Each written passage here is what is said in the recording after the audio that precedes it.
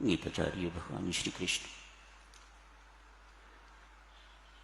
कर्मयोग नामक तीसरे अध्याय की व्याख्या कर रहे हैं। आज उन्होंने कर्मयोग की कुंजी समझाई है, विभिन्न पक्ष कर्मयोग के समझा रहे हैं। क्रिया ही कर्म है, हर क्रिया कर्म नहीं है। हर कर्म तो क्रिया है, लेकिन हर क्रिया कर्म नहीं। संत महात्मा थोड़ा सा यहाँ भेद लाते हैं। जैसे व्यक्ति नन्हा बच्चा है, शिशु है, बड़ा होता है, इसमें क्रिया तो है पर कर्म कोई नहीं। बचपन से जवानी में प्रवेश करता है, क्रिया तो हो रही है लेकिन कर्म नहीं है। बुढ़ापा आता है, क्रिया तो हो रही है, कर्म कोई नहीं। हृदय धड़कता है, क्रिया तो हो रही है लेकिन कर्म नहीं है। भोजन पच रहा है, उसका विसर्जन हो रहा है मल के रूप में, क्रिया तो है, कर्म नहीं है। क्रिया कर्म कब बनती है? जब उसमें कर्तापन आ जाता है।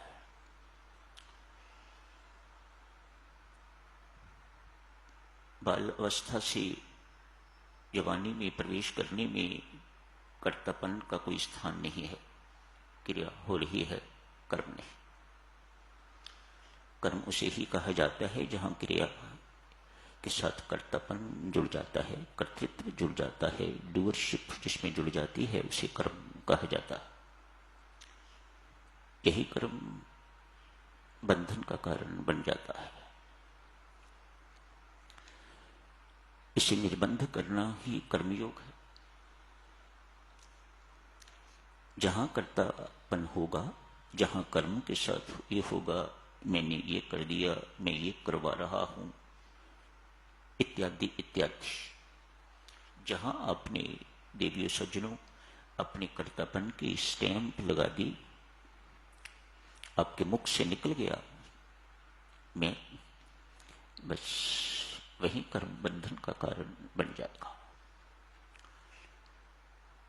यही कर्म यदि दूसरों के लिए किया जाता है, अपने लिए न करके, अपने लिए करना तो स्वार्थ है, अतएव बंधन का कारण। दूसरों के लिए कर्म करना निस्वार्थ हो जाता है, अतएव मोक्ष का साधन। इसी को कर्मयोग कहा जाता है। अपने लिए न करके दूसरों के लिए कर्म करना, अपने लिए सुख न चाह के दूसरों के लिए सुख की कामना करना, अपना उपकार न चाह के दूसरों का उपकार चाहना, अपना हित न चाह के दूसरों का हित चाहना, ये सब कर्मयोग के अंतर्गत है। आज यज्ञ के अंतर्गत विभिन्न पक्ष गीताचार्य भगवान श्री कृष्ण अर्जुन को समझा रहे हैं। यज्ञ की बड़ी सुंदर परिभाषा भगवान श्री ने समझाई है, स्वामी जी महाराज ने स्पष्ट की है। ये संसार कहते हैं आदान बलिदान, आदान प्रदान, लेन देन पर ही चल रहा है। एक व्यक्ति देता है, दूसरा लेता है, इत्यादि इत्यादि, इसी से संसार चल रहा है।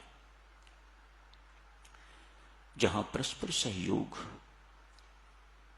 की भावना नहीं रहती, वहां व्यक्ति व्यक्ति न रह के तो मानव मानव न रह के दानव कहता है। आज एक बहुत बड़े सेठ हैं,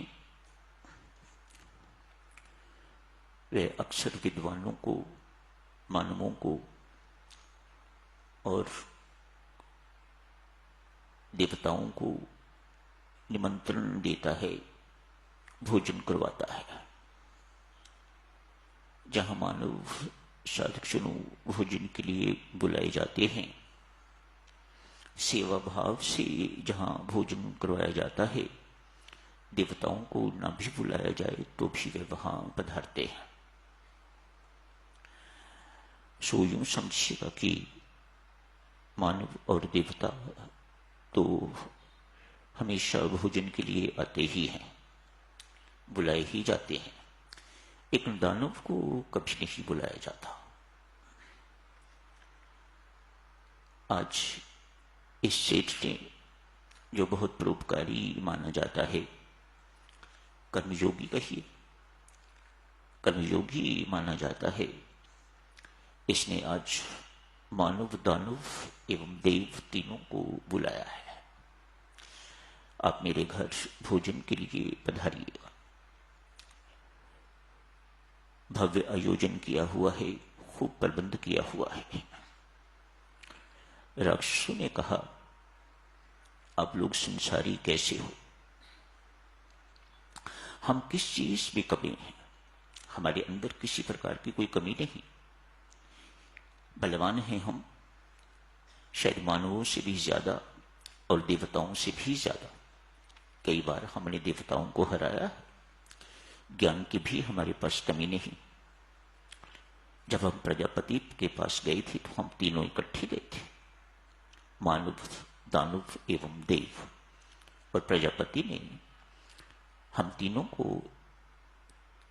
अपनी अपनी योग्यता के अनुसार, पात्रता के अनुसार उपदेश दिया था। मानो हम एक ही पिता की संतान हैं। फिर आप लोग हमारे साथ भेदभाव क्यों करते हो? ये अन्याय है आप लोगों का। संसारियों, ये अच्छी बात नहीं है। आप मानव को बुलाते हो, देवों को बुलाते हो, लेकिन राक्षसों को कभी आमंत्रित नहीं किया। आज आपकी मेहरबानी है, आपने हमें बुलाया है और हम आ गए हैं। पर हम इतनी बात कह देते हैं, यदि आप जी का अन्याय, अत्याचार हमारे ऊपर इसी प्रकार से बना रहा तो हम भड़केंगे। लाला ने कहा, इस वक्त कृपया क्रुद्ध ना होइएगा, भोजन तैयार है।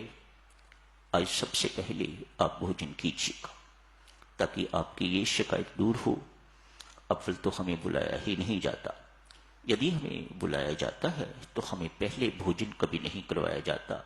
हमारी बारी कहीं अंत में जाके आती है। आप पहले देवताओं को खिलाते हो, फिर मानवों को खिलाते हो, और फिर यदि बचता है तो फिर हमारी बारी आती है। लाला ने कहा, आपकी इस शिकायत को दूर करने के लिए आज आप पहले भोजन के लिए बैठिएगा। एक शर्त है, पंक्तियों में बैठ जाइएगा, आमने सामने। जितने भी आप 150 आए हुए हैं सब बैठ जाइएगा। पर मैं एक शर्त से भोजन आपको खिलाऊंगा, और वह भी पहले आपके दोनों हाथों पर 3-3 फुट लंबी लकड़ी की फट्टी में बांध दूंगा। मंजूर? बांध दीजिएगा। दोनों हाथों पर देखो मेरी तरफ। इन दोनों बाजुओं पर 3 फुट लंबी फट्टी लाला ने बंधवा दी है। भोजन की थालियां उनके आगे परोसी गई है। लाला स्वयं परोस रहा है ताकि इनकी हर शिकायत जो है वह दूर हो। खूब तरह तरह के भोजन बनाए हुए हैं, तरह तरह की सब्जियां इत्यादि, सब कुछ थाली भर भर के। मीठा भी है खाने को, सब कुछ आगे रख दिया है। राक्षस लोग अपने हाथ से उठा तो सकते हैं, लेकिन अपने मुख में नहीं डाल सकते, फट्टी बंधी हुई है। लाला की चाल देखिए, किस तरह से एक कर्मयोगी, किस तरह से एक संत दूसरों को समझाता है। दोनों हाथों पर फट्टी बंधी हुई है। ये कोने यहां से झुक नहीं सकती, मुड़ नहीं सकती, तो अपने मुख में वे राक्षस कुछ डाल नहीं सकते। सभी के सभी राक्षस भूखे हैं, और जब भूखे होते हैं तो द्वेष की भावना, निराशा की भावना इत्यादि इत्यादि पैदा होती है। आपस में उन्होंने लड़ाई झगड़ा शुरू कर दिया। एक दूसरे के सामने सब बैठे हैं, सभी के सभी राक्षस भूखे। देवताओं की बारी आई। देवताओं के साथ भी ऐसा ही किया है। उनके भी दोनों बाजुओं पर 3-3 फुट लंबी फट्टी बांध दी है, ताकि उनका भी इस तरफ से हाथ मुड़ न सके।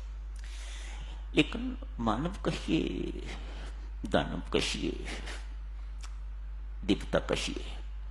आखिर देवियों सज्जनों, कुछ न कुछ भिन्नता तो है, नहीं तो परमात्मा सबको मानव नाम दे देता। कुछ को देवता नाम दिया है, कुछ को मानव नाम दिया है, कुछ को दानव नाम दिया है, कुछ कारण तो होगा। मेरे राम के विभाजन में कोई गलती तो नहीं हो सकती, कोई अन्याय तो नहीं हो सकता। देवता बैठे एक दूसरे के सामने ऐसे ही पंक्ति में बिठाया है। इन्होंने देखा कि हम अपने मुख में नहीं डाल सकते, लेकिन किसी दूसरे के मुख में तो डाल सकते हैं। सामने वाला जो बैठा हुआ है उसके मुख में तो डाल सकते हैं। बस इधर वाले उनके मुख में डालते हैं, उधर वाले इनके मुख में डालते हैं, और सारे के सारे देवता पेट भर के स्वादु भोजन खाया। जो दूसरे को पालना जानता है वह कभी भूखा नहीं रह सकता। याद रखना इन बातों को। जो अपने पेट को पालने के साथ साथ दूसरे का पेट पालना भी जानता है, वह व्यक्ति कभी भूखा नहीं रह सकता। देवता देखो, ये जानते हैं कि दूसरे के मुख में कैसे डाला जाता है। आज यही किया है ना, अपने मुख में तो किसी ने नहीं डाला, ये दूसरे के मुख में डालते हैं, तो दूसरा इनके मुख में डालते हैं, तो डालता है तो दोनों का पेट भरा हुआ है।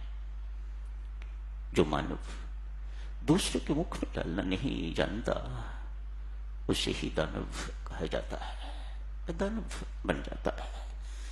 जो सहयोग करना नहीं जानता, जो सहयोग देना नहीं जानता, वह दानव है। जैसा अभी आपने देखा, आपस में ही लड़ झगड़ के तो वह भूखे हैं, उनका पेट भी भरा नहीं है और भूखे भी हैं, और फिर लड़ाई झगड़ा भी आपस में कर रहे हैं। आज भगवान श्री यही बात समझा रहे हैं। मेरी सृष्टि का दारोमदार आधार आदान प्रदान है, लेना देना, परस्पर लेना देना, इसी पर सृष्टि सारी जो है वह चल रही है। बहुत से स्थानों पर साधक अभी भी ये परंपरा है, लोप होती जा रही है। जब 1988 में मैं मनाली गया था, उस वक्त तक ये प्रथा वहां जीवित थी। अब तो वे भी अमीरी की चपेट में आ गए हुए हैं, अतएव ये प्रथा वहां भी खत्म होती जा रही है। नहीं, क्या करते थे, सबके अपने अपने खेत हैं और सब स्वयं ही किसानी करते हैं, कोई नौकर चाकर नहीं है। महिलाएं अक्सर खेती का कामकाज करती हैं, और किसी के पास राजमा की फसल ज्यादा हो जाती है, किसी के पास कोई सब्जी ज्यादा हो जाती है, किसी के पास पशु ज्यादा हैं तो उनके पास दही ज्यादा होता है, घी ज्यादा होता है। तो जितना ज्यादा होता है उतना वह औरों को बांट देते हैं, और जिनको बांटा जाता है, जो उनके पास ज्यादा होता है, वह उसके बदले में उनको वस्तु दे दी जाती है। इस प्रकार से गांवों के सिलसिले ही नहीं, परमात्मा की सारी सृष्टि जो है वह इसी प्रकार से चलती है। हम जाने न जाने वह दूसरी बात है, लेकिन भगवान श्री ने आज इस बात को स्पष्ट किया है गीता जी में। तो समय हो गया है साधुजनों, अभी यही समाप्त करने की इजाजत दीजिएगा। हम सब कर्मयोगी हैं, इसे याद रखिएगा। स्वामी जी महाराज ने हम सब के लिए और शब्द प्रयोग किया है, हम सब भक्ति में कर्मयोगी हैं। भक्ति में कर्मयोगी, इस शब्द को बहुत याद रखिएगा और फिर इसे अपने जीवन में बसाइएगा, तो आप भी गीता जी के आदर्श पुरुष बन सकते हैं। शुभकामनाएं, मंगल कामना।